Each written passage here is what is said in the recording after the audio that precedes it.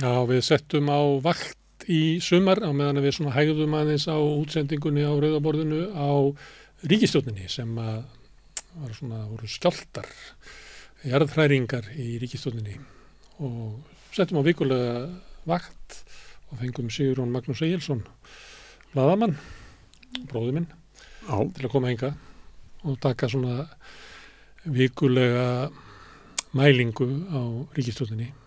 Hvað ekki þetta svipað og gósið að það er smátt og smátt. Það er þannig í gósinu að það þurfa að vera held ég 3 rúmmetrar á sekundu því annars bara lokar að sér.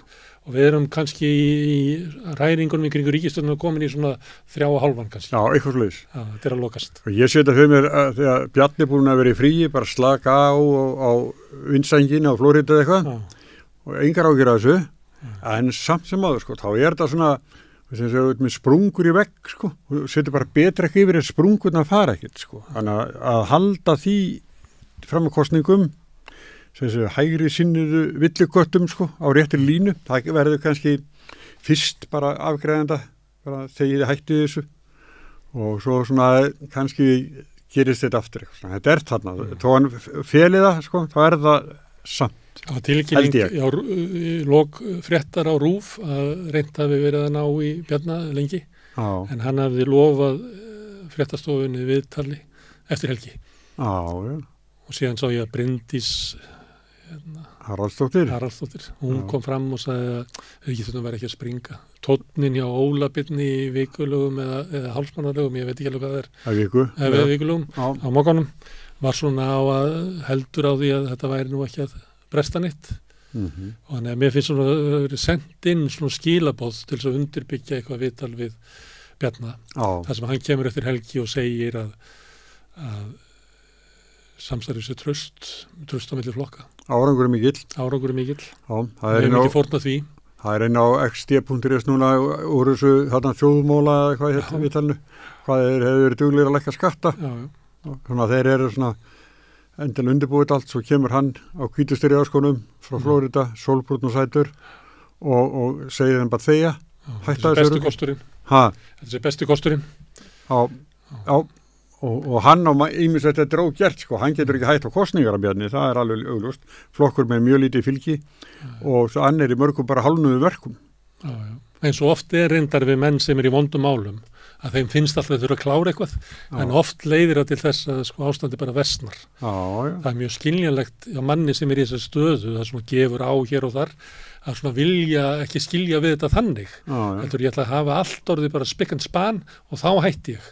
Ég held að það gerist aldrei í politíka einhver hætti við slíkar aðstæður. Sko. Nei, hvað er það? Hann þarf að selja meira Íslandsbanka eitthvað í Landsbankanum og svo er það Landsvirkjun það eru stór verkefni framöndan hjá honum og meðan þarf hann að svona sigla milli skess og báru sko með önnur mál sem að hann er engan áhuga fyrir en svo er það líka hitt hann er búin að vera frí allt sumar eða einhverjar vikur og hér erum við með sko hæstu verðbólguna, hæstu stýrivextina, það er verið að murka lífið úr fátæku fólki og þá er efnahagsmálaráðherrann bara á innsænginni.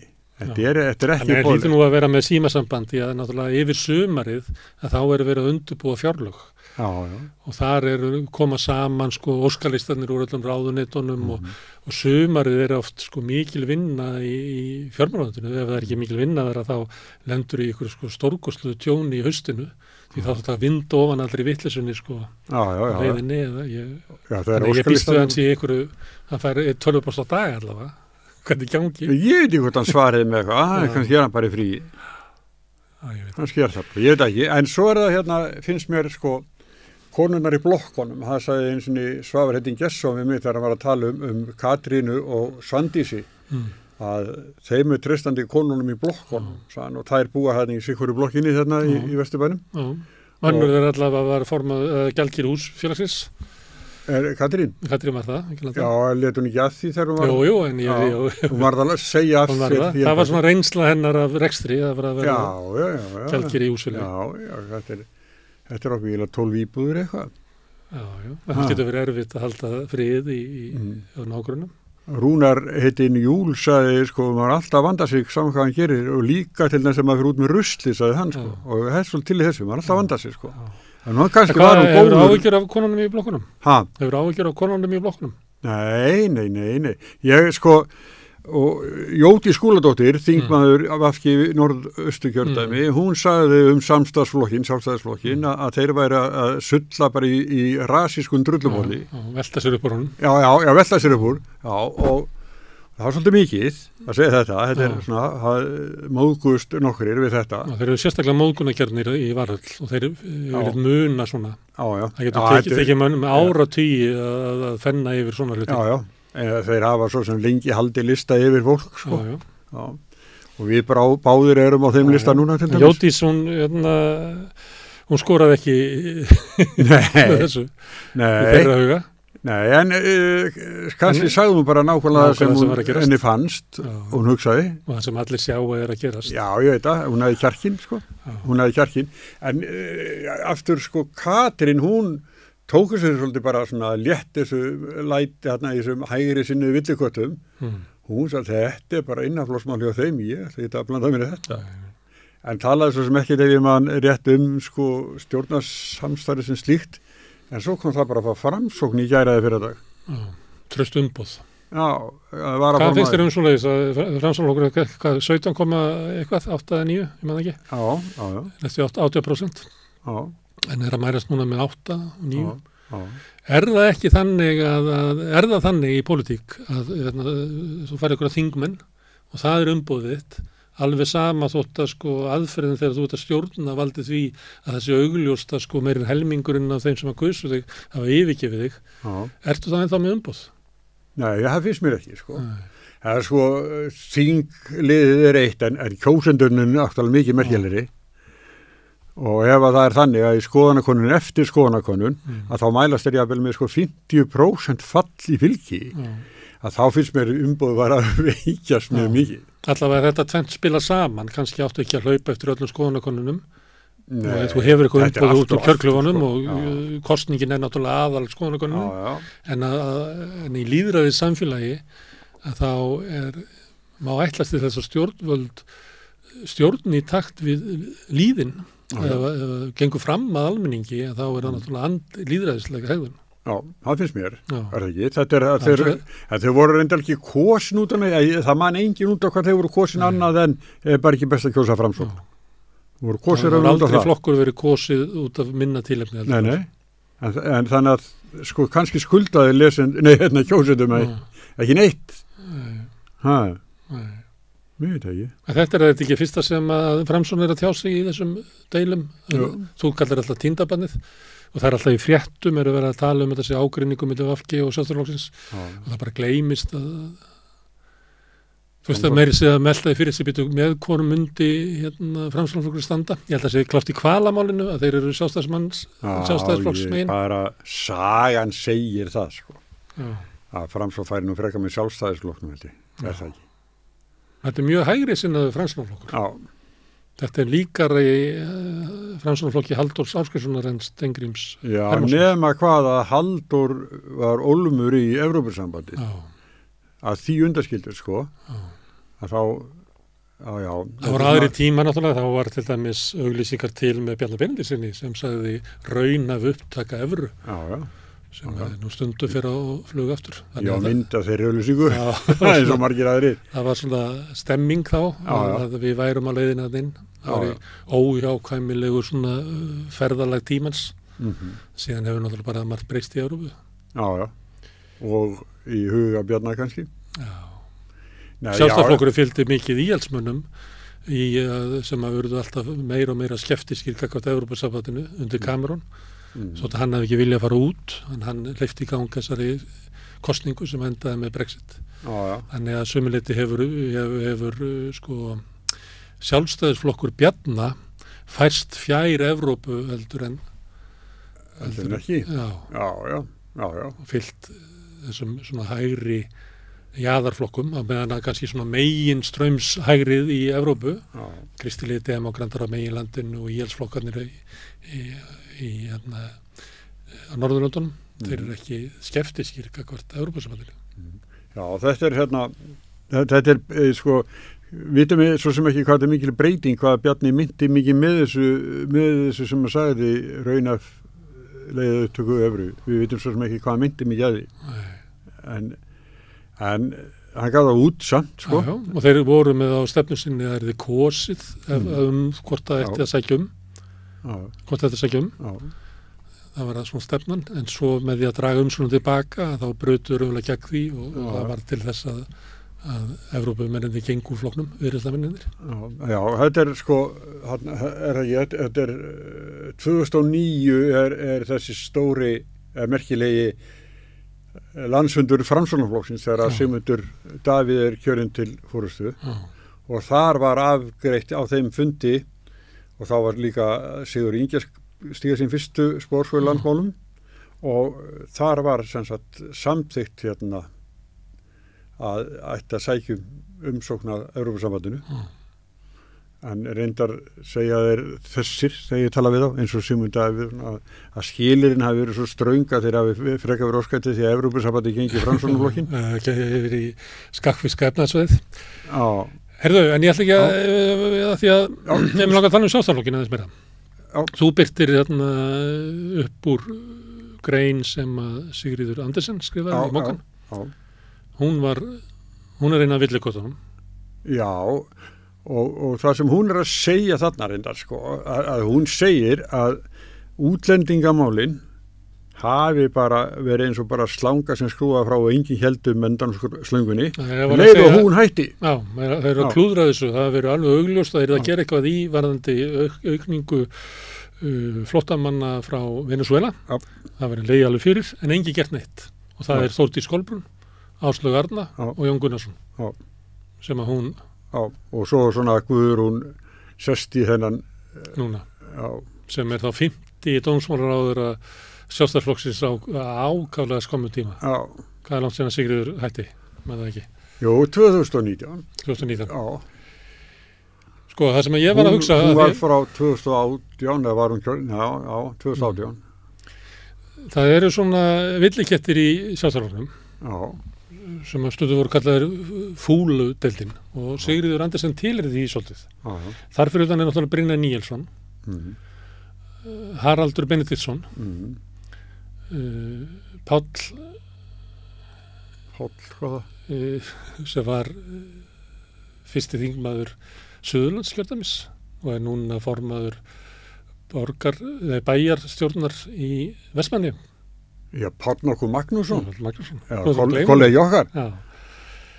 Síðan voru þetta kölluðu þessu fílubúkanir. En það er þetta sko Sigríður Andersen er eina svona þessu sem er búin að telja upp sem er svona stjórnmálamaður. Hún hefur skoðanir. Ég er ekki að tala út frá því. Ég er alveg til að tala um það sko en við tölum nú hvað Brynjar Níelsson var í lélegur stjórnmálamaður innan síðast.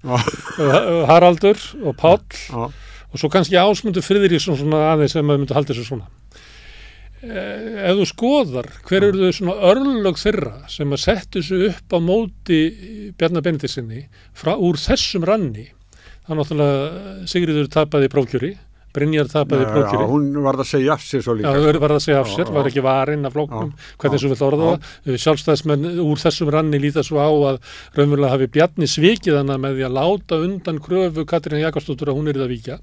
Þannig henni var fórnað eða hún feld á þingi, Brynjar var feldur á þingi, Haraldur tapaði fyrir Þórdísi Kolbrúnu í baráttu fyrsta sætið í Norðvesturkjördæmi, hætti svo bara í pólitík og var bæjarstjóri á Skaga. Páll Magnússon hann fekk ekki ráðherradóm þrátt fyrir mikið þrýsting Eyjamenn voru að vera brjálaðir og hann síðan tekur þátt í eiginlega uppreist gegn Elliða í Eyjum, hefur nokkuð sigur þar, allavega er hann núna við völd en ekki Sjálfstæðisflokkurinn í Vestmannaeyjum. Segir þetta ekki okkur það að uppreistin úr þessum ranni að forusta Sjálfstæðisflokksins, hún mætir henni bara að fullri hörku. Þannig að allar hugmyndir það að þetta fólk mun hafa einhverja áhrif á stefnu Sjálfstæðisflokksins eða einhverja áhrif það hvort það verði ríkisstjórnarsamstarf eða ekki, það er bara della. Þetta er algjörlega valdalaust fólk. Já, ég sagði hérna upp að þessa samtal sko, það er að Vilhjálmur Árnason, ritari flokksins, hann er í svona hægri villiköttur Já, svona hann er svona... Jú, hann hefur staðrað við þetta. Já, en þá Bjarni ættir að taka inn hækkadramp á honum. Já. Og hrista hann duglega til. Hann mun líða, sko. Ég held að hann muni líða. Já, muni líða Bjarni. Já, hann sér að hann er hérna eldi ykkur að sviflu, eitthvað sem var að gera, sko. Og svo hann allir stattur það bara og fann að hugsa, hvað gerði ég, sko. Hann þarf að biðast afsökunar. Þetta er ein leið til að horfa á þetta, að þeir sem eru með forustu Sjálfstæðisflokksins í dag, að þau munu ekki taka til þessar fólks. Þau eru bara vöndi að sitta, eins og maður er gert við villiketti, sitta í strigapoka og henda þeim út í ána, drekja þeim. Það er það sem að forustu gerir. Hins vegar að því nefndi dæmið þannig Elliða og Pál og fleiri í Eyjum, að þegar að þetta fólk sem að talar út úr þessum ranni fer bara í mótframboð, gengur bara lengra, að þá er augljóst að þetta fólk er að tala rödd grasrótar Sjálfstæðisflokksins eiginlega allt eins og jáfnvel frekar heldur fórstæðan. Já, því getur vel trú á því. Já. Þetta var náttúrulega afdrifaríkt og stórt skref sem að Páll steig þarna, sko. Þarna voru alltaf bara 2 í framboði, Sjálfstæðisflokkurinn og einhverju vinstri, ég veit ekki hvað heitir. Og svo kemur bara annar Sjálfstæðisflokkur. Já. Á móti svona sumilitu og Elliða sem erðaprins og Elliði mun líklega ekki ná sér eftir þetta að hafa tapa Vestmannum. Bæði það og klofnarflokkurinn á hans vakt og hann tapar. Og missi völd, hann náttúrulega staðsetti sig eins og Ingibjörg Sólrún gerði alltaf erlistanum sem svona hann var í síðasti maðurinn og hann féll og er núna bæjarstjóri í Ölfus af því að hans pólitíski ferill í Vestmannum bara kláraðist. Búið. Þannig að þetta var stórt skref að kljúfa flokkin í svona víi hans í Vestmannum, þar sem hann var svona einn af erðaprinsunum við völd. Og svo er Páll Magnússon forseti bæjarstjórnar núna og býr í Garðabæ. Nei, ég geti vel hann sem flutti til Eyja, ég veit ekki það. En það er sem sagt að þú veit að segja það, þeir sem misstíga sig í Sjálfstæðisflokknum, þeir skulu ganga haltir það sem eftir er. Já, þeir verður bara drægt. Þess vegna þeir ekki að hugsa það. Þess vegna til Brynjar hugsa þetta þannig að hann er ekki að hafa neina áhrif á Sjálfstæðisflokkinn. Þótt að hann fæ bara eitthvað like á Facebook og eitthvað svona. Það hefur engin áhrif á Bjarna Benediktsson eða forystu flokksins. Þau ætla ekki að hlusta á hann. Hann er hann verður bara drægt. Ef hann ætlar að hafa eitthvað áhrif, þá var hann að fara að leið Páls Magnússons og bara ganga alla leið. Stundum er það bara staðan þannig að þér er ekki boðið upp á frið, það þýr ekki að vera að semja um eitthvað. Og hvað er þetta að ég veit ekki stíga fram? Ég segja af mig bara núna við þetta sem einhver svona pólitískur ágjafi Brynjar Níelssonar, ég ætla ekki að vera að geta um það. Þeir eiga náttúrulega miðflokkin sem er náttúrulega fúlukalla flokkur from hell. Já, það er hrútakofi. Alveg bara, þær geta allir sóma sig þar inni. Það er nóg pláss í honum, það er bara 2 eftir þetta. Nefna helst kannski Páll Magnússon sem var alltaf svona girti sig og svona, af því að miðflokkurinn er svona alveg á mörkunum það að vera svona ekki alltaf eins og það hefur sofið í fötunum. Nei. Páll er náttúrulega mikið snirtimenni. Já, hann er náttúrulega hefur einfaldast með eitthvað. Nei, svona snirtimenni. Já, fýttir fara. Hann er svona, myndi alltaf gleiða mömmu sína með hvernig hættur. Brynja myndi við feitt þarna velinn sem er svona ekki alltaf getur verið drukkin á hlaupahjólum. Bóttið, getur verið krampuleraður. Já, og vill flytja bara Klausturbarinn inn í þingið. Það er bara eitt helsta stefnum á Brynjars núna. Það var nokkra bari í þinghúsinu. Þannig ég held, og að því að ég bara, ef þú skoðar sögu Bjarna, þá er alltaf bara my way or the highway. Það er, flokkurinn hefur margklofnað á þessum, Já, þú rækti það. Já, ég voru að rekja það. Því að við verum að hafa því í huga að það er náttúrulega Viðreisn sem að ég held að þú væri bara svona gamall, þú veist, sjálfstæðisflokksmaður og vera að horfa svona á flokkin sem svona gömlu breiðfylkinguna, þá var það náttúrulega að missa Evrópufólki út úr flokknum er náttúrulega stórkostlegt áfall. Þú getur bara talið. Þetta er það er engin vant að vera inn í Sjálfstæðisflokknum og segja að þarna fór nú margt mannkosta fólk frá okkur sem að væri nú betra að hafa með okkur heldur en á móti. Flokkur fólksins var náttúrulega stofnaður af Halldóri Holti og fleiri sjálfstæðismönnum og hann bauð fram Ólaf Íslifsson, Halldór, hann þannig Karl Gauta. Já, sem allt saman mætir gamlir sjálfstæðismenn. Þannig að sömuleyti má alveg líta á Flokk fólksins sem klofning út úr grasrót sjálfstæðisflokksins, þú vilt orða það þannig. Þegar að miðflokkurinn stofnar þá sækir hann gamla sjálfstæðismenn í framboð. Þannig að það er þriðji klofningurinn. Þannig að Bjarni hefur ekki haft neitt áhuga á því að reyna svona að halda saman hópnum með einhverju svona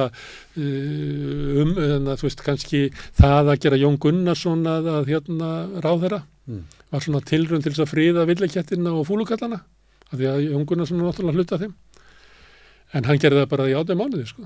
Það var þú veist, hann er ekki allar í allar illaböta þannig að þetta er eiginlega stíllinn hjá Bjarna sko. Þannig að hann bara lætur bara flokkinn klofna á meðan að hann heldur völdunum og stöðurum og höfbúlunu færa að vera ríkisstjórn og stjórn fjármálaráðuneytinu þá er hann alveg saman. Já, nennir þessu kjaftaði. Nei, hann bara, þú sérð hann bara í þingi þegar hann þarf að tala við pírata eða eitthvað svona. Hann nennir ekki að tala við eitthvað fólk sem er öndveru meði við hann. Nei, það er alveg, það er stundum alveg nánast átækilegt að horfa á hann hvað hann verður pirraður og skapstyggur í þinginu.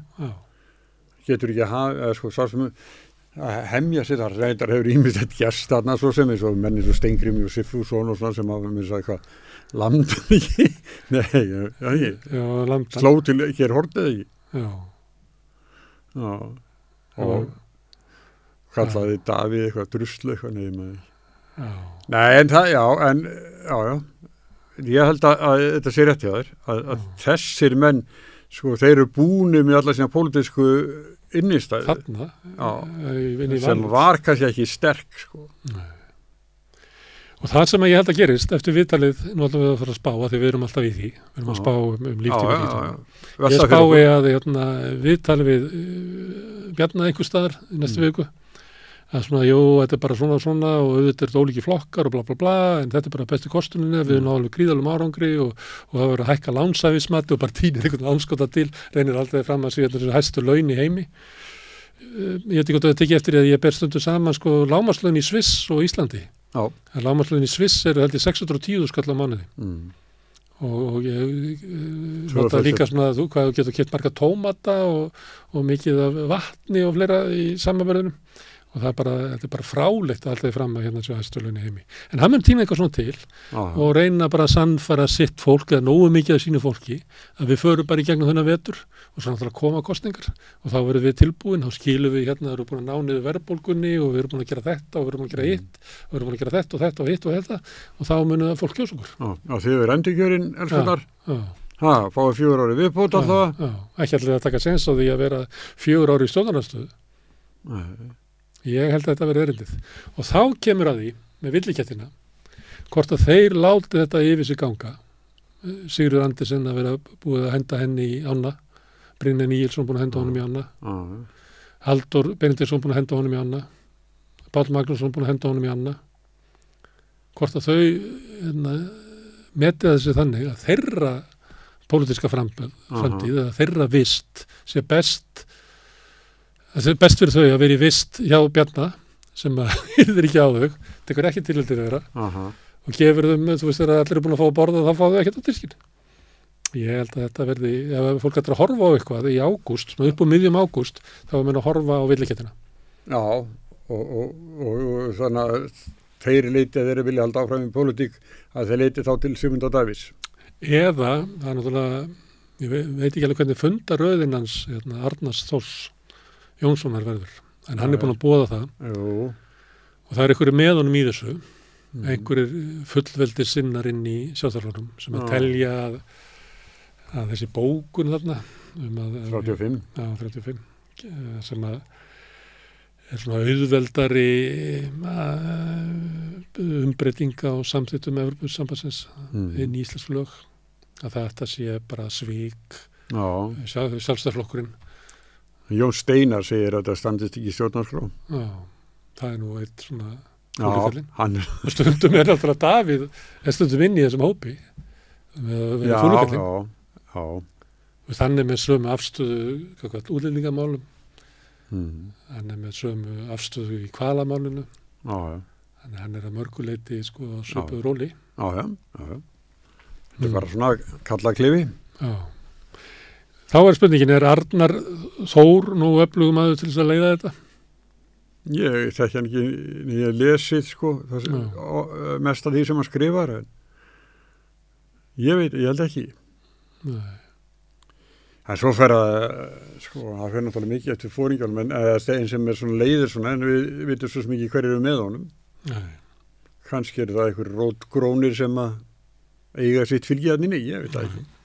Og svo stundu gerist það náttúrulega í pólitíkinni að einhver sem að enginn sá kannski fyrir sig sem einhverja fórustu, að hann vex í augnablikinu, einhver stekkur upp á skriðdrekan og það núna svona ástand í Sjálfstæðisflokknum að það tækifæri fyrir eitthvað sem vil stökku upp á skriðdrekan og segja bara, þú veist, að það alveg augljóst að með Bjarna og þeirri fórustu sem að hér hefur verið valinn að þá verður ekki framfyllt sjálfstæðisstefnunni og við erum að búa til einu raunverulegu sjálfstæðisstefnu. Þetta var eiginlega erindi miðflokksins á sín tíma. Við erum í raunverulegi flokkur. Það er auk þess bara þetta benda á fylgistölur, sko, það versnar í hverja einustu kosningum hjá Bjarna, alltaf hrynur úr vegnum og það getur vel verið. En ég sá að Ólafur Arnarsson, hann var að gera til skóna að Þór Sigfússon í sjávarklassanum yrði næsti formaður. Ég bara kann ekki að lesa Ólafur Arnarsson. Og hann ekki þig held ég. Ég meina, ég bara kann ekki. Þú veist, í gamla dag var talað um að það væri svona kremlalógík, sko. Að maður geti lesið eitthvað svona tilkynningar frá sovéska kommunistaflokknum með því að lesa eitthvað í gegnum það þegar þú kannast við þetta. Þegar það var að skamma Albaníu væri raunverulega að skamma Kína og allt þetta. En ég bara kann ekki að lesa Ólafur Arnarsson, sko. Mér finnst flest af því sem hann skrifar vera bara ég sé bara enga hjartengingu við því, sko. Nei. Þetta stundum hann endróm eitthvað svona ólund og eitthvað svona. En hann fyrirverandi aðstofamaður ráðherra Sjálfstæðisflokksins. Já, hver var með það? Óla Einarssonar. Já. Í menntamálaráðuneytinu. Já, hann var svona og framkvæmdastjóri þingflokksins. Já. En það fyrir 25 ára síðan. Já, en það getur vel verið að hann hafi eitthvað sambönd á nýnsam. Já. Og hann var í svona dúói með Ólaf Íslesinni, var ekki útvarpið Sögu. Jú. Sem þeir voru svona höfðu tölver áhrif í svona popúríska hægri. Jú. Vilhjálmur Birgisson var svona hrifinn af þeim. Já, og það svona voru rattir svona eftir hrun í svona eini borgaralegu búsaldabildingu, sem kannski ekki búsaldabilding, sem kannski tengist svona eitthvað stann nálægt svona æsif og hagsmunasamtökum heimilanna og það er svona það hægri armur. Já, mjög harður á móti í verðtryggingunni manni var. Já. En svo skrifar hann núna á ringbröð.is. Já. Einhvern tíma verði haldið fram að Helgi Magnússon var að skrifa þetta. Eigandi. Ekki veit ég það. Nei. Já, hann leiður hann bara nafni sitt. Já. Því hefur verið haldið fram á bæbilega. Já.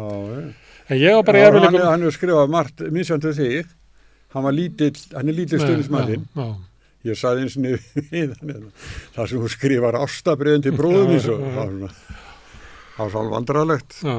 En ég ekkert að kvarta við því. Nei, ég er bara að segja þetta er gamalt félagi okkar. Við vorum saman með í keiluliði DFF minns. Og við spilum körfubolta í húsinu sem mjög þröngt og lítið með svona rimlum. Og ég man að hann var svo grófur. Já, ef maður vissi á honum, ef maður boltan vissi honum fyrir aftan sig, það var eiginlega best að skiptu stefnu eitthvað. Það er svona kerð okkur í bakilsundu. Já, maður gæti lent í rimlunum. Þetta var gaman sann. Það var mjög gaman, mjög skemmtilegur. Við vorum góður í körfubolta. Já, skemmtilegur maður. Mjög gaman að hlusta á hann spila á píanó og syngja. Já, svo hann líkur pappa sinn. Mjög, í svona líkamsholningin eins og sagt er. Holningin á honum er bara alveg svo föður hans. Já. En ég er eins og þetta, þegar hann allt í einu kemur með það að Þór Sigfússon eigi að vera formaður Sjálfstæðisflokksins. Sæki eitthvað sem hefur náð árangri í viðskiptaliðinu. Þetta minnir mig á þegar Ingibjörg Sólrún hætti í borginni. Og þá var sóttur maður út í bæ til þess að vera borgarstjóri. Já, Þórólfur. Já. Það lukkaðist ekki vel. Nei. Mér fannst þetta að vera svona, og ég með bara það var dregið upp úr skítaskúfunni út af samráðu olíufélagana, veistu? Og þá verður, ef Þór verður, þá verður dregið sjóa og þá fór þeim að fórstjóri þar, sko. Þannig að þeir sem eru með, sko, þetta er erfitt fyrir þá. Já, ég bara sé ekki að því að eitt af því sem að sko Sjálfstæðisflokkurinn sækir sjálfsvindsina í að þar svona hefð fyrir kosningum í Heimdalli og Sús og á landsfundi og í embætti og öðru slíku. Þannig að út úr þessari svona maskínu komi sko svona alvöru stjórnmálafólk sem vant í að taka þátt í sko lýðræðislegri baráttu og beita þar ýmsum brögðum. Ég bara sé ekki, sko, minnst það bara galin hugmynd að Sjálfstæðisflokkurinn allt í einu myndi bara gefast upp á þessu, að liðið sem kemur upp úr þessari maskínu okkar allt saman handónýtt, þannig að við ætlum að fara út í bæ og sækja Þór. Sem nú reyndar alin upp í þessu, sko, að ég maður rétt, sko. Þannig að verið inn í SUS og svona. Já, það held ég örugglega. Sko. Þetta eru nú náttúrulega bróðir Árna Sigfússonar og frændi Árna Jónsson. Nei, mér minni það, sko, Ég bara... ég maður ekki núna. Já, en við tölum hérna síðast þar áður, að inn í flokknum náttúrulega líka svona herbyrgi, það eru fúlukalla deildin, svo það fólkið í kringum Bjarna sem það eru svolítið svona handvalið í kringu sig fólk, eins og form af bankasýslunar og fleira sem með. Og það eitthvað svona deildir. Til þess að deildina komi saman og velji sér sko utanakomandi til þess að halda þessu saman, þá þarf að vera eitthvað sátt á milli deildana.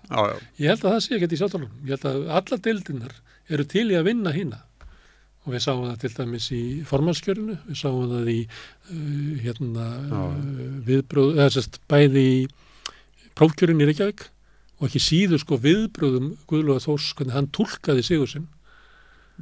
Þeir hafa verið alltaf verið alltaf að reyna að halda okkur niðri við síndum, en það sýnir nú hvað eru sko rosalega átök á milli svona herbergja inn í þetta sé að verða svona Gunnar og Geir.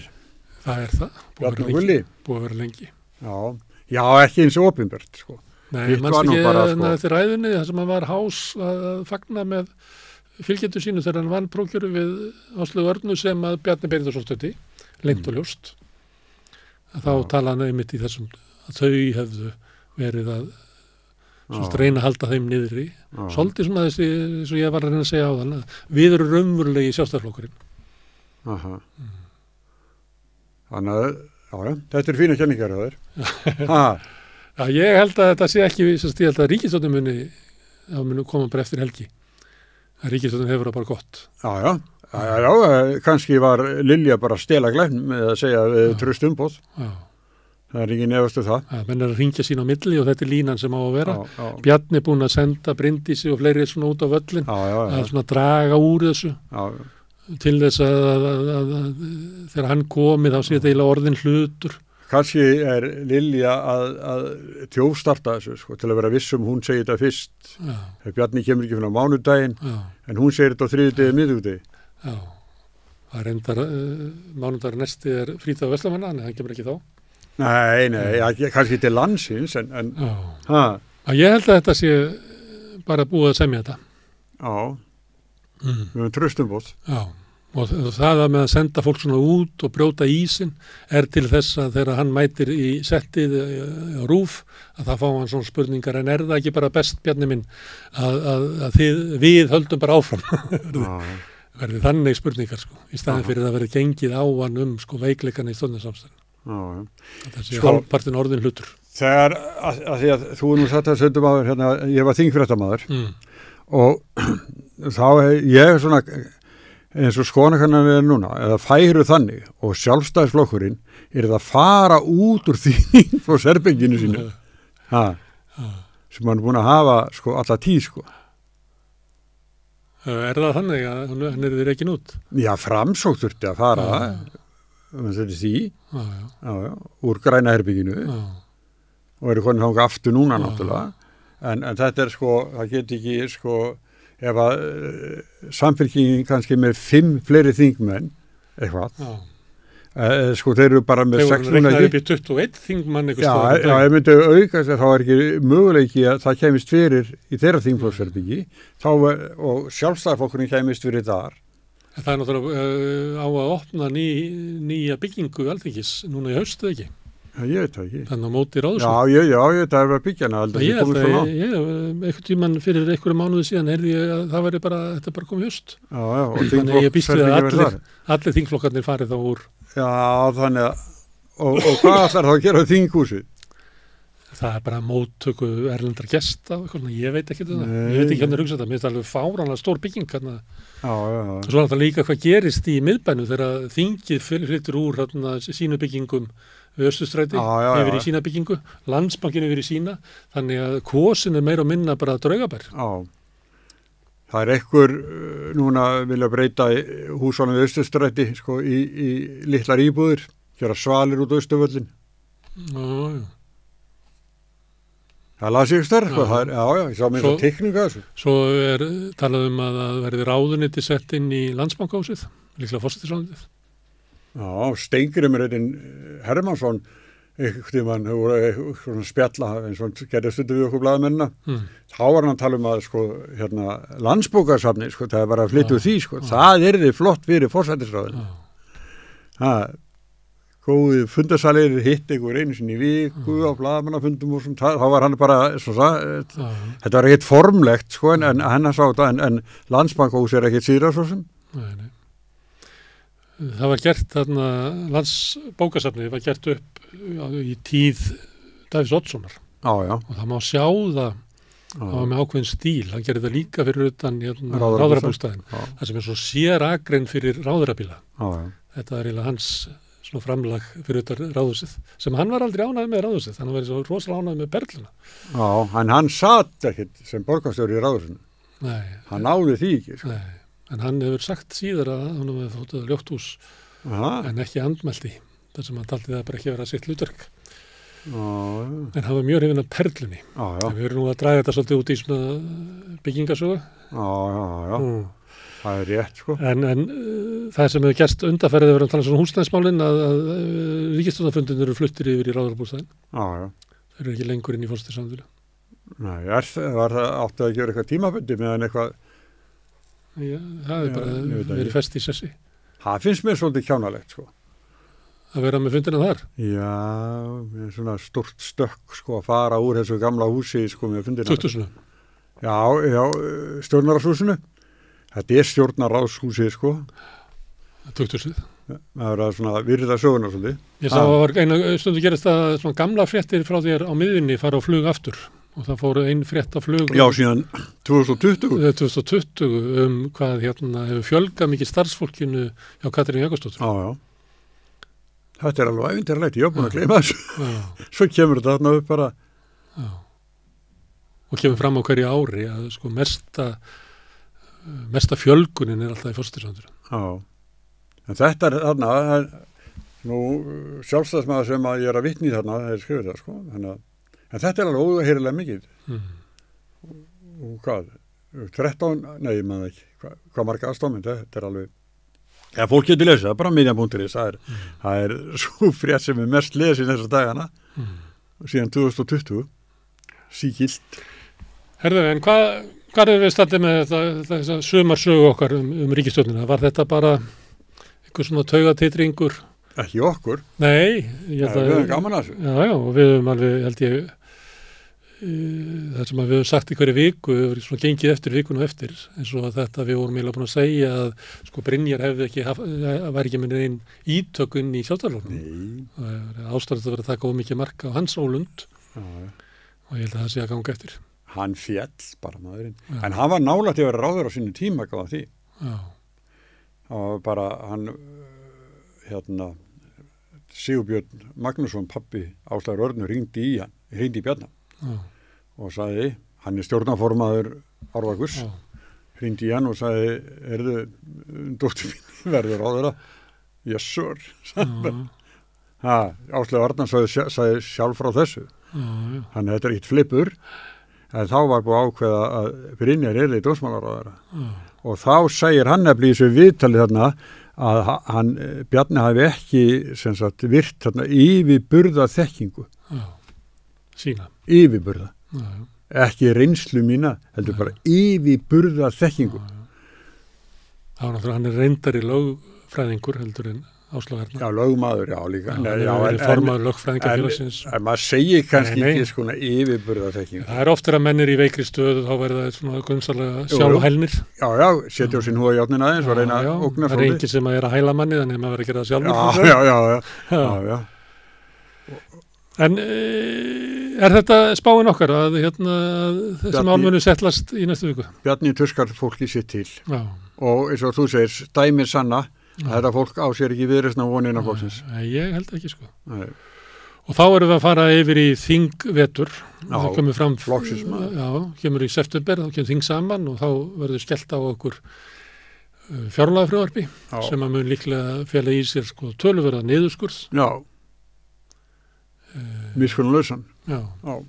Og ég held að við spáum báðir að það niðurskurðin muni koma vest við þá sem síst skildi. Já, það er alltaf þannig. Sem báast hafa það. Er það ekki venjan? Jú, ég held að verði ekki, Áskil Brynja var hérna og var að tala til dæmis það að væri kannski komið tími til þess að hætta skattaafslætti til þeirra sem að taka út lífeyrissparnað til þess að greiða niður húsnæðislánin sín, því þetta er eiginlega bara betur setta fólki sem gerir þetta. Það er nú reyndar eitthvað verið að draga núna úr allir vinna og svona sem að ríki tók þátt í að fjármagna palla í görðunum í Garðabænum og allir þessu. Þannig að það er helling af svona dóti sem að sko ríkisstjórnin hefur verið að gera sem er eiginlega bara stuðningu við svona eina betursettu. Og það er biðlisti á fleiri svona málum. Sjálfstæðisflokkur vill alltaf að sé verður skattaafsláttur fyrir þá sem að kaupa hlutabréf til þess að hjálpa hennu betursettu til að kaupa hlutabréf. Og núna líka til að styrkja Sjálfstæðisflokkin og aðra flokka til dæmis. Það er hefur áhrif á það líka. Það er komið aftur. Já, viljum það verði skattaafsláttur ef þú styrkir stjórnmálaflokk. Já, og líka reyndar ef þú styrkir Landsbjörgu held ég á svona. En eru stjórnmálaflokkar þess að hluti af mannúðar?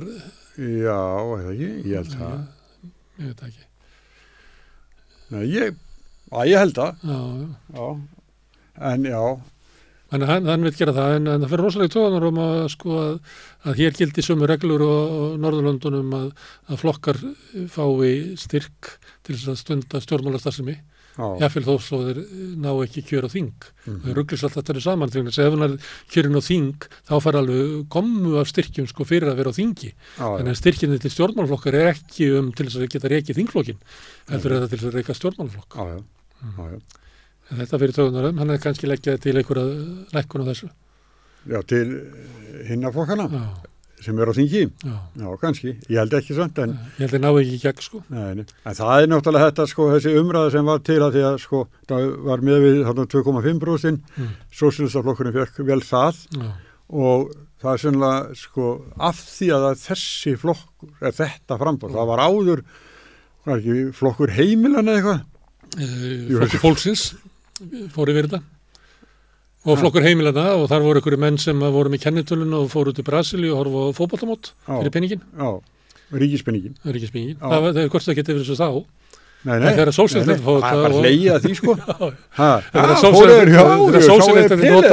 Þegar sósíalistapeningarnir nota peningin sannarlega til, sko, pólitískrar umræðu eins og er hér eða til þess að styðja hagsmunabaráttu almennings eins og í gegnum vorstjórnuna sem hefur styrt til dæmis leigjendasamtökin að þá er þeir alveg þá fara þeir alveg á tökum. Ég var að hugsa þetta þegar ég var að keyra sko hingað að þetta er svolítið sérstakt sem það er að gera sérna sko, það er flokkur sem er ekki þingsæti það er þetta með 2 borgarfulltrúa sem er gott sko að hvað starfið er öflugt áfram sko, þrátt fyrir að hafa ekki náðinn á þing að komi félagsaðstöðu og þar er starf alla daga sko, fólk kemur og er að vinna saman. Tíma Píratar lokuðu sínu félagsheimili?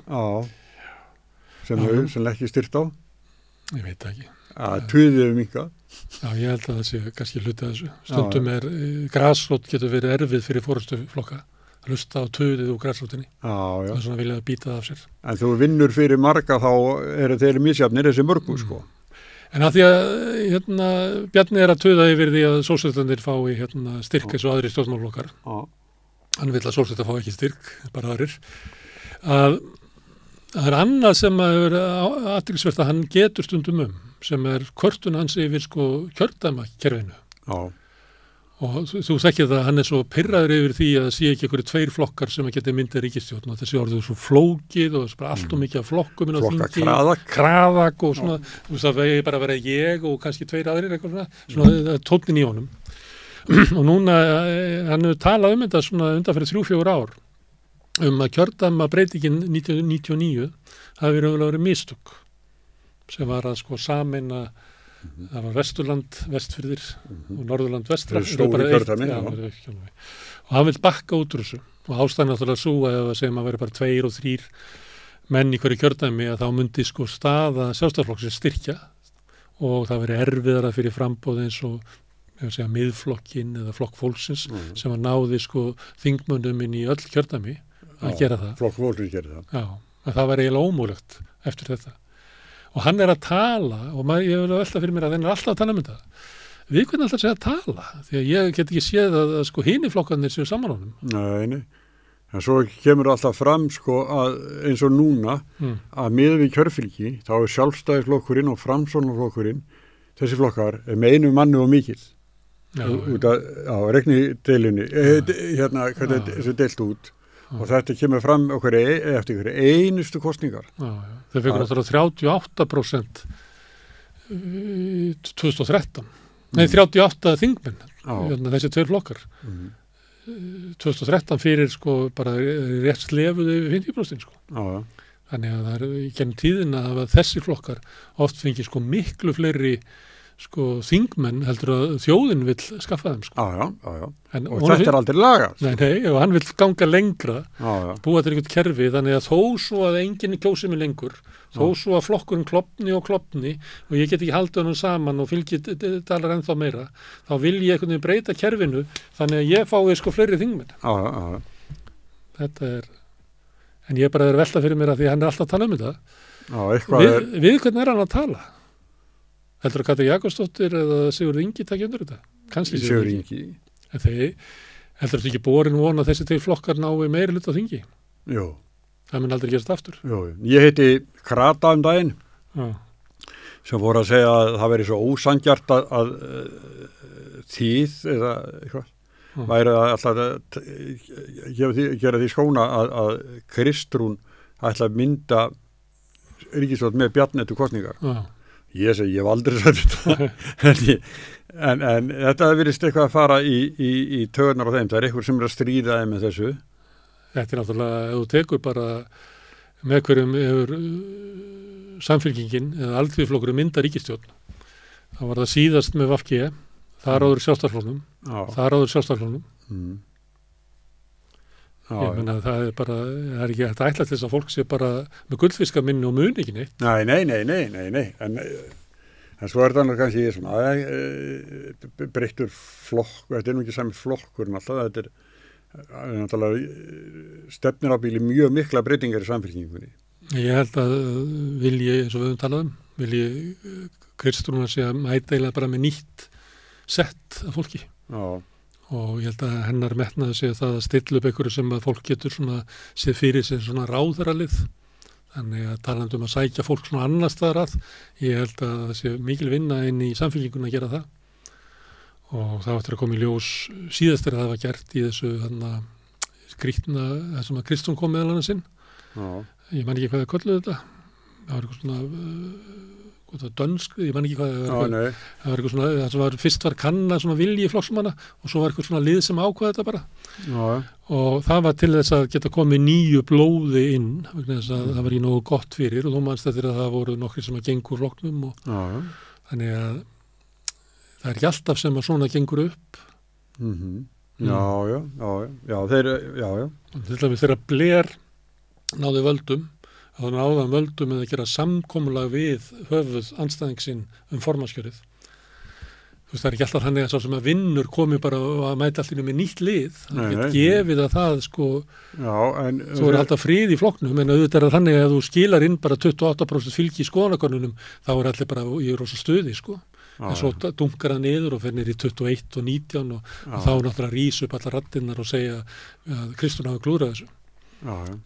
Kannski en það er sko náttúrulega fyrir eru þarna þau eru ekki nema hvað 6 eða hvað 6 að þeim þingmönnum kannski að þykja vænt sko oddvitasæti sitt sko. En það getur þá sársauki, átök, og fæst kannski í stöðu til þess að geta fengið velaunaða vinnu sem skiptir máli eins og til dæmis með vilja VG til þess að hangi þessari ömurlegu ríkisstjórn. Það er náttúrulega, Katrín Jakobsdóttir ekki með sko 3 milljónir á mánuði og einkabílstjóra og fríar ferður út allan heim að hitta einhverja svona kalla á kellingar og gistandi á 5-stjörnu hótelum og svona það ekki til boði fyrir hana. Þannig að þetta togar í fólk og því lengur sem hún situr að völdum því meira máli skiptir þetta. Heldur en sko einhverja hugsjónir á Katrín Jakobsdóttir að fara að muna eftir hvað hugsjónir hún hafði fyrir hrun. Nei, fer í gegnum eina kosninga bara átaka lítið, hún kannir rulluna. Já, en ég meina mér finnst ekki svona sjálfgefið að hún sé einhvern veginn drifin áfram með einhverjum hugsjónum í pólitík, sko. Nei, ég held að það er við nokkuð marga aðra. Það er út af þessu meðal annars. Það er meðal annars út af þessu. Þetta er, þú veist, tildulega þægilegt og við erum að tala grasrótin á hann að með þessu styrkjakerfi sem að sósíalistar hafa gagnrýnt þó að sé alltaf verið að skamma því að sósíalistar fá henni að styrka þá er sósíalistaflokkur eini flokkur sem hefur gagnrýnt þetta að einhverju viti þetta kerfi, að því þetta leiðir til elítu stjórnmála, þetta fær forystaflokksins peningin hún kemur ekki innan úr grasrótinni þannig að grasrótin komið með peningin og telji sig hafa eitthvað umboð í krafti þess heldur fær forystaf bara peningi beint og heldur grasrótinni niðri. Þannig að það sem að gerist er bæði það að fólk býr við alveg fáranlega góð kjör kjör þingmann og ráðherra hafa sko stórbatnað með að við hvað var árum áður. Þetta bara eru allt í komið með einhvern samanburð með einhverja forstjóra í Kauphöllinni sem kjör sín. Þetta, ég held að engum hafi dottið þetta í hug sko fyrir 30 ára með eitthvað að þetta ætti að vera viðmiðunin.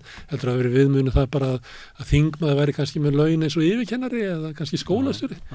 En ekki það hann væri bara eins og hann hafi unnið einhvern veginn að var einhver kapitalisti ráðið til þess að halda niður í launum starfsfólksins það er oft hánan það er bæð það og svo fáðu peningin til þess að raunverulega stýra flokkonum bara út frá eiginhagsmunum þetta er náttúrulega gerbreytt stjórnmálum. Já, þess er hérna líka þannig að þeir sjálf launin þeirra sjálf eru svona sett alltaf í einhverja reglu sem að fólk nú mjög oftast óanlagt með en svo er komið allt annað formaður flokk sem er ekki ráðherra hann fær eitthvað 50% eða hann er eiginlega bara á ráðherralaunum svona rétt undir ráðherra og svo koma formenn nefnda og þetta allt saman og svo fá formennir sem er ekki í ríkisstjórn þeir fá aðstoðamann sem er svona, ég veit ekki hvort að fólk geti ímyndað sér það að vera með svona aðstofamann að vera með svona eins og butler sem að þú veist hlæra alltaf bröndorðinum og segja hvað stendur þið vel og að þú veist vera að styðja því svona eins og vera með svona, hvað er þetta kallað svona markþjálfa en þeir eru flesti sem að ráða sér eitthvað svoleiðis típu, einhverju PR-menn til þess að vera í kringu sig þeir ráða ekki sérfræði ekki og áður fyrir þegar að þeir byrja að vera með aðstofamina þá komandi til grein að einhver ráður er með fleiri en einn en nú er þetta ekki 2-3 og engin mörk eiginlega sett á þetta svo er allar sportslunar það eru þurfi að kaupa símtæki þeir fá þetta fyrir að keyra eins og frækt er nú og svo húsnæðistyrkin og sem Steingrímur Jóð þáði allan tíman þessi 38 ár var hann til lögheimilis á Gunnarsstöðum í Distilfirði en bjó náttúrulega í Breiðholtinu og allt þetta sem eru búin að búa sér til það sem þurfi ekki að vera að semja við einhverja nefnd eða einhverja reikningsformúlur þá er þetta allt þar fyrir utan og þetta er mjög mikið. Og mörgum finnst voða spennandi að vera í svona erlendu ferðum og búa á góðum hótelum og fá svona farareyri og allt þetta. Finnst ennþá gaman að ferðast þannig að enda með því að fólki fyrir að leiðast það.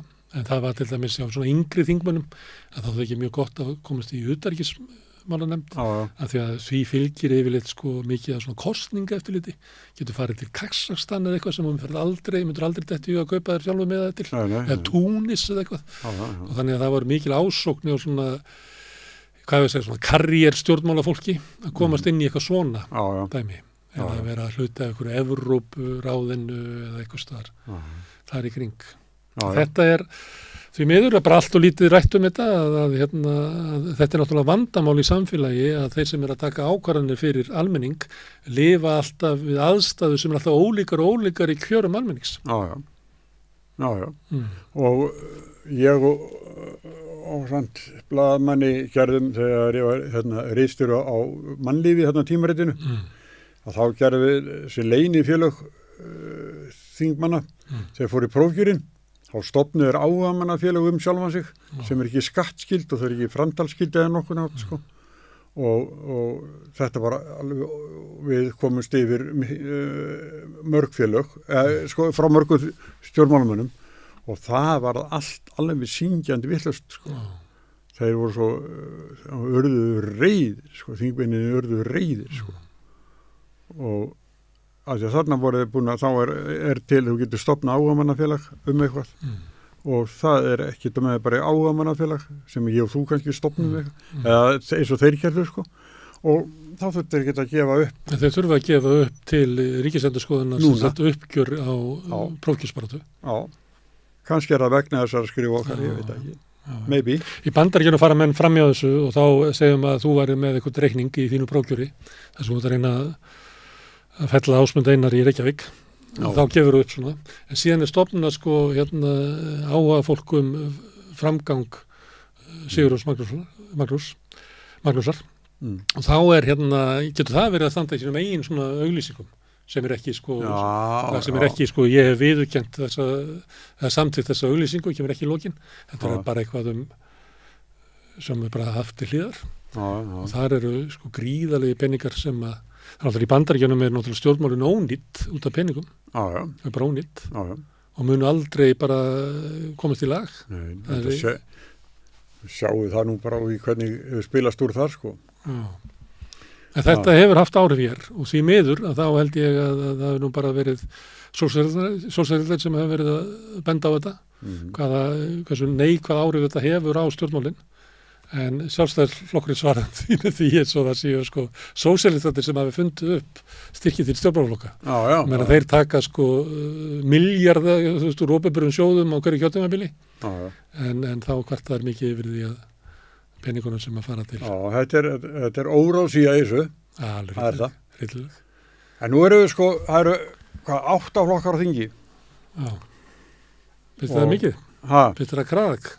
Nei, bara lýðræði velur þetta. Þetta var að börlufa því. Ég skoða stundum svona í öðrum löndum. Danmörku þá er 2% þröskuldur. Ég man ekki hvað margir, eitthvað þessu 10. Ég held að það séu 7 eða eitthvað í Svíþjóð, það sem er 3%. Norðmennið voru með 4%, þeir að lækka niður í 3%. Í Hollandi er engin mörk, það er landið eitt kjördæmi sem að ég held að þeir sem að, þú kannast við þess að kröfum að landið verið eitt kjördæmi ætti að skoða Holland því að það sem að gerist þá er náttúrulega með 63 þingmenn þá er eiginlega þröskuldurinn komið niður í bara rúmlega prósent og þeir eru náttúrulega með fleiri, ég held að þessu 150 þingmenn sem hann að gæla 136, 150 og þá gerist það að verða til alls konar flokkar. Það eru flokkur dýrana sem er svona róttækari, það eru græningjar, svo er þetta með flokkur dýrana. Þeir hafa náð inn á þing, bæði á þing og í sveitarstjórnir, félag eftirlaunafólks, sem að mér finnst reyndar ætti að stofna á Íslandi. Ég hef alltaf verið svona, að því að þú skoðar að því, kannastu við það núna í vikunni, það verið að tala hvað öldungadeilda þingmenn í Bandaríkjunum verið gamlir. Og þá lék mér að því að skoða aldurssamsetningu kjósenda og aldurssamsetningu þingmanna. Það var náttúrulega vandamálið, það er allt og mikið af fólki svona milli 45 og 55 ára á þingi. Það er bara helmingi og margir af þeim. En það vantar náttúrulega yngsta fólkið undir 30 og svo vantar fólk sem er eldra en 65 ára svona þing. Því að það vantar eiginlega svona 7 þingmenn. Það er ekki nóg að hafa bara Tomma í Tommaborgurum og Jakob Frímann sem eru, Jakob Frímann er Jakob Frímann, já, hann er 70. Er hann 70? Já. Tom er eitthvað 70, ég með ekki 4. En það ættir að vera fleiri þannig og það er ástæðan fyrir því að það verður til þessi flokkar í Hollandi. Þetta er hópur sem á sig svo sterka sameiginlega hagsmuni sem að fólki sem er, ég veit ekki hvort að þú hefur verið að hugsa mikið efri áran að þú varst 45-50 ára. Nei, ekki neitt. Nei. Þessum eru alltaf, jú, við fyrir kostningar ætlum að gera eitthvað, svo kemur að því að það þarf að vera ákveð hvað við að gera og forgangsraða, þá er hagsmunum þessa hóps alltaf hent. Þannig að ef að fólk er að tala landið sem eitt kjördæmi, þá ættum við að skoða, það er líka, ég held að þessu 2 eða 3 innflytjendaflokkar í Hollandi, sem við ættum náttúrulega að fá hingað. Því að það er innflytjendur hvað er ekki á 60% af þjóðinni. Þannig það eru hópur sem er með mikla sameiginlega hagsmuni en bara aldrei rætt þá á þingi. Það er rætt hælisleitendur en það er aldrei rætt hagsmuni innflytjenda. Nei, og svo með eldra fólki þessi umræða hefur verið en það er bara svo margir af þeim sem eru flokksbundnir annar staðar, þannig að það er það ekki í máli sem að... Það kemur yfirleitt alltaf svona í aðdraganda kosninga, það kemur sem umræða ef við ekki að bjóða fram. Og svo gerist það alltaf þegar að vera að líða að kosningum, að þá koma menn, einn úr Framsóknarflokknum, kannski Helgi P. eða einhver úr Sjálfstæðisflokknum og segja nei, okkar hlutverk er ekki að búið að vera með sérframboð, heldur verður við hvert fyrir sig að vinna að þessum málum inn í okkar flokkum. Þannig náum við meiri árangri. En ef þú horfir á söguna, þá hefur þessi hópur ekki náð neinum árangri í neinum flokki. Þannig að ég held að sé löngu komið tíma og þau búið til sitt eigið framboð. Ef það er eitthvað að marka þau, En talandi gamalt fólk, ég var hérna í gærkvöldi... Ég ætla ekki gamalt fólk, ég segi eftir Nei, ég ætla að segja svolítið. Ég var að hlusta á Spilan og Rúf í gærkvöldi, í útvarpinu, og fint á síðasta þáttinu Hrífunes í Skaftártungum. Og svo var lögmaður þessa fólks að tala og svo skrifaði Gunnar Smári þetta í dagblaðið og þá fór þetta að hreyfast. Manstu eftir þessu? Nei. Ég get rifið það upp, Já, ég verði að gáða þessu, mér finnst þetta svona... Ég er ekki eins minnugur og ég var, Mér finnst stundum eins og,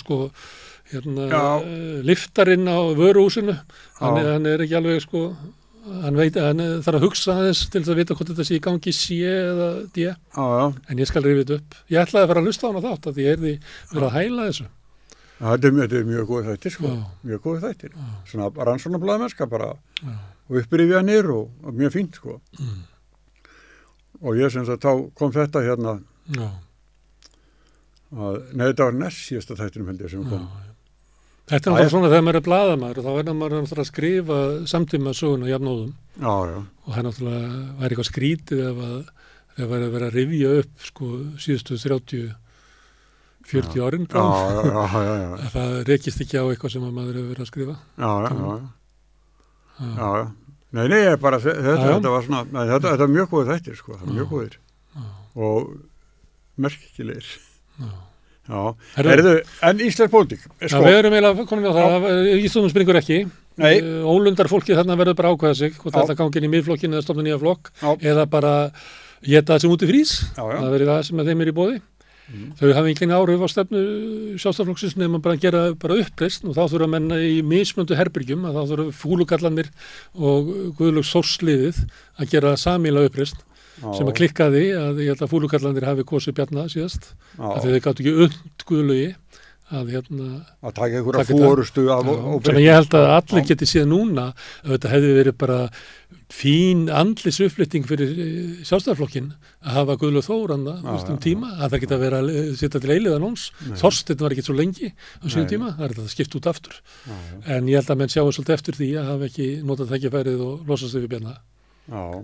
Svo grasrótin, ég veit að auðvaldið vill hafa Bjarna, SA og viðskiptaráð og það allt saman. En þeir sem sagt gripu ekki í þetta tækifærið sem þeim var boðið.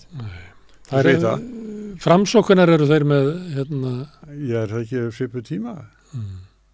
Ég held að sé VG og Sjálfstæðisflokkurinn eru með flokksráðsfundi en ég veit ekki hvernig landsfundur Framsóknar er. Ég held að kannski að næsta ári. Það gæti verið að Lilja reyni við formannin.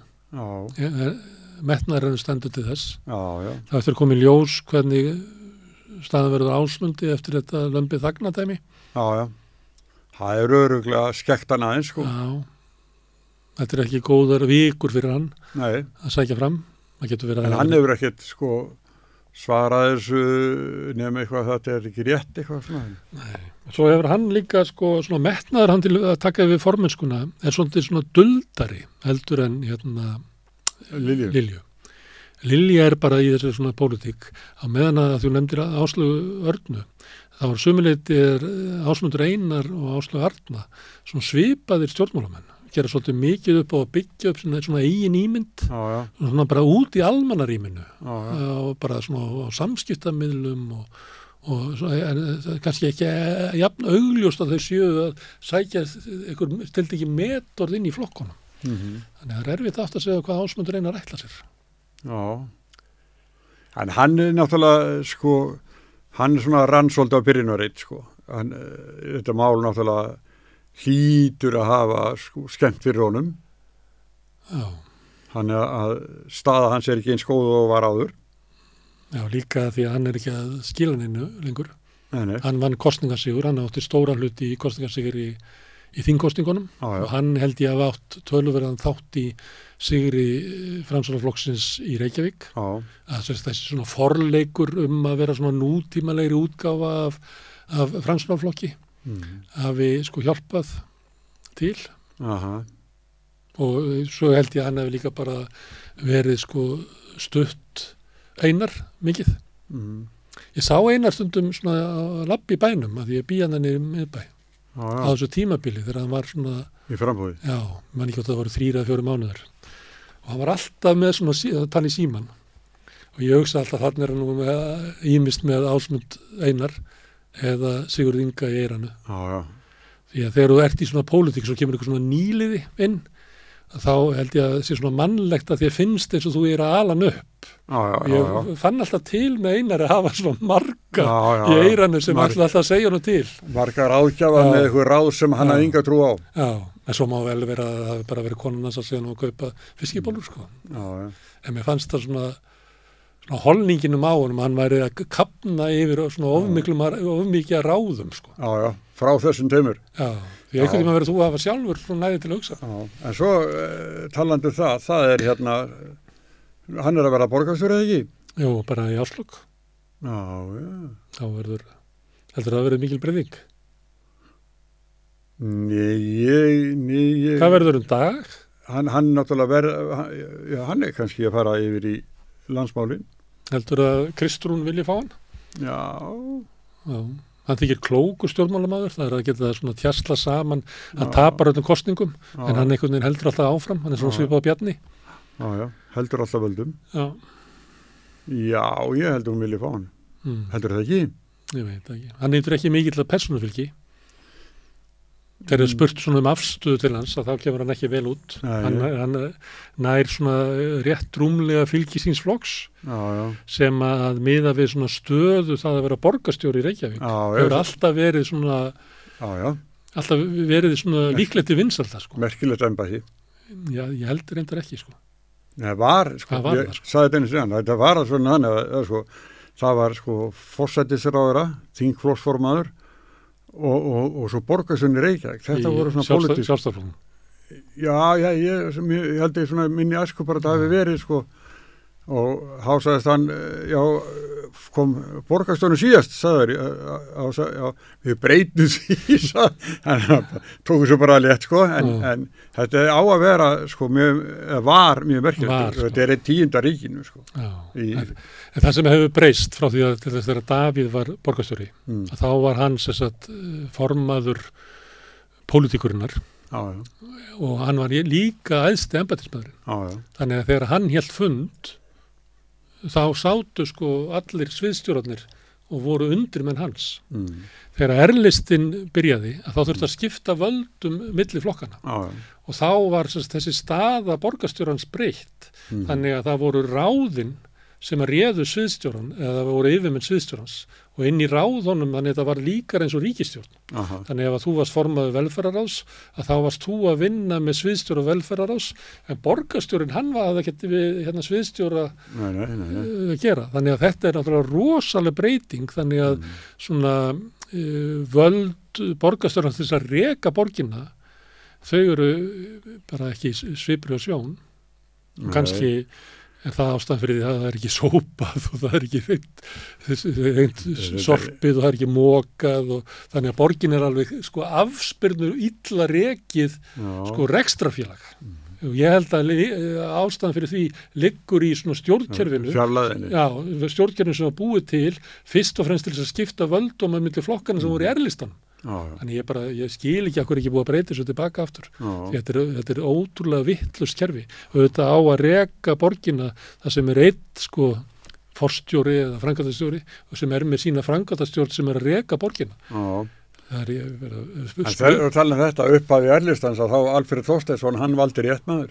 Hann valdi hitavituna. Það breytti inn í orkuvitu og keypti allar hitavituna. Bara follow the money, það er fólk sem mestu peningarnir eru. Hann vissi það að peningarnir eru vald. En ég ætla að skjóta aðeins að ég var að segja þetta er sögulegt og skiptir máli að því að okkur hættir oft til þess að miða við eitthvað í sögunni að sko valdatæki Dags Bjarkissonar í dag er ekkert í líkingu við það sem að Davíð Birgir Ísleifur og þeir höfðu áður. Það sama á við Katrínu Jakobsdóttur. Við erum nefnt hérna Steingrímur Hermannsson og Davíð Oddsson og fleira. Þeir voru efnahagsráðherrar. Þá var yfirstjórn efnahagsmála í núna situr bara eftir Seðlabankinn einhverjum furðulegum ástæðum. Og jafnréttismálin. Nei, Seðlabankinn er einhvern veginn sem ættir náttúrulega að vera Já. Hann situr einhvern veginn eftir í forsætisráðuneytinu. En öll stjórn efnahagsmála eru komin yfir í fjármálaráðuneytið. Þannig að valdastaða Katrínar Jakobsdóttur og til dæmis Davíð Oddssonar meðan hann var forsætisráðherra, það er ekki hægt að líka svo saman. Nei. Hún er bara fundarstjóri og þú veist að reyna að bera klæði á vopnin og reyna að hafa alla góða við Davíð leit svo á að hann var að reka bæði sko efnahagsmálin og hann flutti aukðist til sín sko svona varnarmálin. Albert Jónsson kom þar inn og synti þeim og fór svo með Davíð yfir utanríkisráðið. Þegar að Davíð fór yfir utanríkisráðið þá fluttu varnarmálin með honum. Þannig að þegar að Davíð var í forsætisráðuneytinu þá var hann með öll efnahagsmálin og raunverulega lykil þátt utanríkisstefnunnar. En hann gerði annað líka í utanríkisráðuneytinu, hann var þar í 11 mánuði og skipaði 12 sendera. Þetta er heimsmynd. Svo miklu riðan. Einn á viku. Alls konar, hann var að launa mönnum tryggð við sig langt aftur í aldir. Meðal annars Albert Jónsson var sendið þeirra. Júlíus Hafstein eða ekki? Jú. Fekk að fara til Winnipeg eða eitthvað? Hann var ekki sendur til hann var bara á skrifstofun held ég. Hann aldrei fengið sko. En svo sæti eins og við komum átna og þá sagði hann hvað ég er einn af þeim. Ég er þá einn af þeim, sagði hann. Sem segir núna að Samfylking sé tilbúin til að taka við stjórn landsins. Bara ringið í okkur. Við erum tilbúin. Það bara leita út þess að hann var í rektinni og ég held að það sé stemmingin inn í Samfylkingunni, þau upplifa það að þau séu bara að fara að taka við. Já, ég veit ekki að það heitir, þú veist þannig að ekki amerísku fótbolta sem fara alltaf til Flórida að undirbúa kerfistímabilið. En núna eru fótboltaliðir eru í Asíu og svona ég held að Samfylkingi sé bara í ykkur svoleiðis. Já, bara í bodybuilding og öllu til þess að vera bara tilbúin að taka við byggatum. Af útaldi í það saman. Já, kannski það. En hann segir að tilbúin hans, sko, Kristrún, hún er svo sem ekkert verið fjölmiðlu lengi. Hún er í fríi, hún er náttúrulega nýbúin einhverja spann og það er náttúrulega sumafrí. Og svona kenningin, sá sem er stæðistur, segi minnst. Já, en ég hef nú sagt að hér að það er ekki hægt að mæla með þeirra aðferð í 2,5 ára þegar, sko. Nei, það er nefnilega málið, sko. Og meira þess að hinn ágætti, sko, Jóhann Páll, hann hefur ekki skrifað lengi, sko. Nei, en fólk er náttúrulega í einhverju liti í sumafrí, hann er líka nýbúin einhverja spann. Þetta er það sem þú færið með því að hafa ungan þingflokk. En þó svo að þau tvö svo unga, þá er Samfylkingin með eldri þingflokkum. Flokkur fólksins er elstur. Svo kemur bara Samfylkingin og Sjálfstæðisflokkurinn og Framsókn, eða miðflokkurinn alltaf.